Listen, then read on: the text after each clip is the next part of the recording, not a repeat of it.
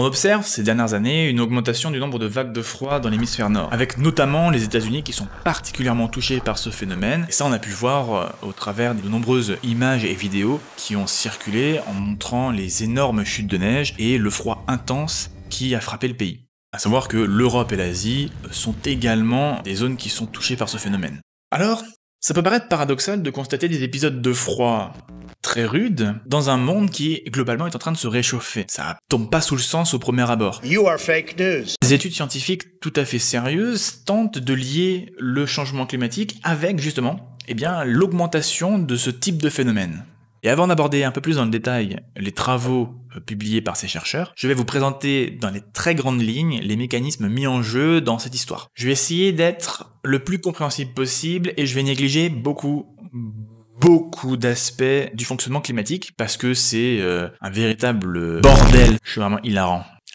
La première chose à prendre en compte, qui a un rôle extrêmement important sur le climat de la planète, c'est le rayonnement solaire que la planète reçoit. Comme la Terre est ronde, oui, le rayonnement solaire ne frappe pas la planète de manière équivalente partout. Au niveau de l'équateur, le rayonnement solaire va être relativement très concentré, et donc on va avoir beaucoup de chaleur qui va être créée à cet endroit-là. Et puis, plus on va vers les pôles, et plus cette quantité d'énergie va être diluée, réduite. Et ça, c'est fondamentalement la raison de la présence au niveau de l'équateur d'une masse d'air chaude et au niveau des pôles de masse d'air froide. On va avoir des masses d'air chaude qui vont se déplacer vers les tropiques, puis vers les pôles, et en même temps, la masse d'air froide va vers l'équateur. Maintenant qu'on a nos masses d'air, on va abandonner ce qui se passe au niveau de l'hémisphère sud, des eaux hémisphère sud, et on va se concentrer sur ce qui se passe au nord. À leur rencontre, les masses d'air vont présenter des différences physiques fondamentales. Une différence de température, qu'on va appeler un gradient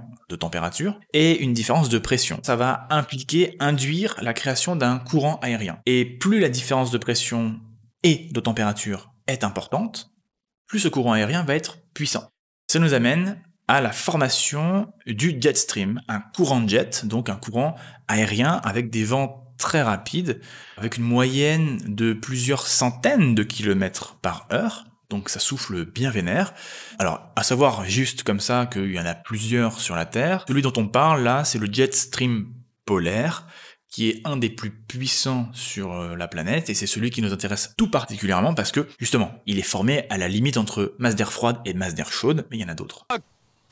Si je vous parle du jet stream, c'est parce que son rôle dans la météorologie du quotidien est relativement prédominant. Quand il y a un grand gradient thermique, une grande différence de pression et de température entre les deux masses d'air, un grand courant aérien est formé, puissant, très fort. Et donc, le jet stream, quand il est bien balèze, bien puissant, il a une allure qui est plutôt rectiligne, et il va délimiter très très fortement la masse d'air chaude au sud, et la masse d'air froide au nord. C'est vraiment la notion de vraie barrière infranchissable qu'il faut avoir. Pas tout à fait infranchissable, c'est pas une vraie barrière, mais voilà. À l'inverse, au fil des saisons, et au fil des événements météorologiques qui se produisent un peu partout sur Terre, puisque le climat ça forme un tout, le jet stream, et donc le gradient thermique qui est derrière, peut faiblir. Ça fait faiblir donc les vents du jet stream, et quand il ralentit, il passe de barrière infranchissable hyper balèze à quelque chose de beaucoup plus sinueux, beaucoup plus changeant. Et ça implique une chose, ça implique que les masses d'air chaudes peuvent aller beaucoup plus vers le nord, et inversement, les masses d'air froides peuvent descendre beaucoup plus au sud. Non, c'est...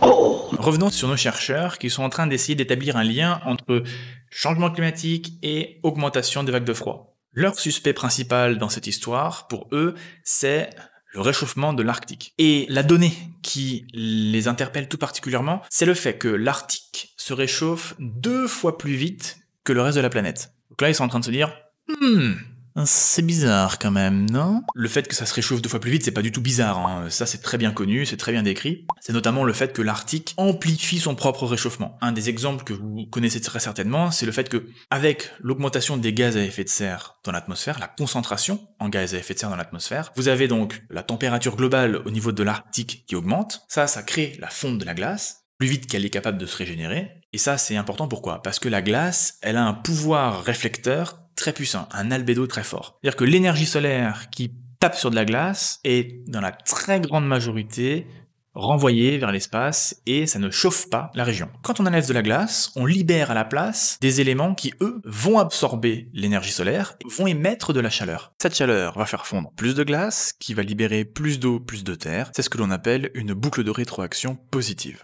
Alors, je peux enfin revenir à cette étude scientifique. Ces études, devrais-je dire, proposent une hypothèse. Attention, on est sur de l'hypothèse. L'Arctique se réchauffe. Du coup, la colonne d'air au-dessus de l'Arctique, qui est normalement bien froide, eh bien, se réchauffe. Comme la colonne d'air se réchauffe, notre gradient thermique diminue, notre jet stream ramollit, ralentit, l'air froid peut aller plus au sud, et on a nos vagues de froid. Ça se tient, leur hypothèse est plutôt séduisante, et elle séduit d'ailleurs pas mal de monde, sauf qu'elle est loin de faire l'unanimité. Il n'y a pas du tout de consensus derrière tout ça. Vous avez le nombre de publications qui valident les observations, qui sont les suivantes. Il y a un réchauffement au niveau de l'Arctique, tout le monde est d'accord. Il y a une augmentation du nombre de vagues de froid, tout le monde est d'accord. Donc là, ça explique la colonne yes, 80%, 90%. Par contre, dès qu'il faut valider par un modèle qui reproduit donc les conditions climatiques, alors là, on a vraiment un gros clivage entre ceux qui sont là en disant « ouais, les modèles, ils sont bons, ils sont yes, tout va bien », et de l'autre côté, il y a des gens qui sont là en mode « Donc on a un vrai clivage au niveau de la communauté scientifique, pour de très bonnes raisons d'ailleurs, des deux côtés il y a des arguments. Je tiens à préciser que dans les papiers, que ce soit du côté pour ou du côté contre, à chaque fois les scientifiques sont très mesurés. Ils sont en train de se dire, bon, on manque de preuves quoi. Alors il faut quand même rajouter au-delà du manque de preuves que, au niveau de certains modèles validés par la communauté scientifique comme étant des modèles robustes, ça en sort que, globalement, même si l'Arctique se réchauffe, c'est un fait indiscutable, le réchauffement de l'Arctique serait pas suffisant. Eux, ils favorisent plutôt l'aspect, c'est pas de peau en fait, c'est juste des variations internes au climat qui, en ce moment, tendent à provoquer plus d'épisodes de froid courts et intenses. On sait très bien, par exemple, que les phénomènes El Niño et La Niña qui se produisent dans le Pacifique influencent grandement tout l'échiquier climatique de la planète. Quand on prend le climat dans tout son ensemble, dans toute sa complexité, ça devient vraiment compliqué de sortir juste un élément et de dire quel est vraiment son impact. Et ça, pour l'affiner, cet aspect-là, eh ben, il faut du temps, il faut beaucoup de données, il faut beaucoup de travail là-dessus. Eh ben, on n'est pas sorti du sable! Je reprends tout ça. Le soleil chauffe l'atmosphère différemment en fonction de la latitude. À l'équateur, on a de l'air chaud et au pôle, on a de l'air froid. Quand ces deux masses d'air se rencontrent, la différence de température entre les deux, le gradient thermique, va permettre la formation d'un courant aérien très puissant qui est un jet stream. Quand le gradient est fort, le jet stream est puissant et agit comme une vraie barrière, et ça c'est plutôt cool pour nous. A l'inverse, quand le gradient thermique est faible, le jet stream se ramollit et va permettre aux masses d'air chaudes d'aller plus au nord et aux masses d'air froides d'aller plus au sud.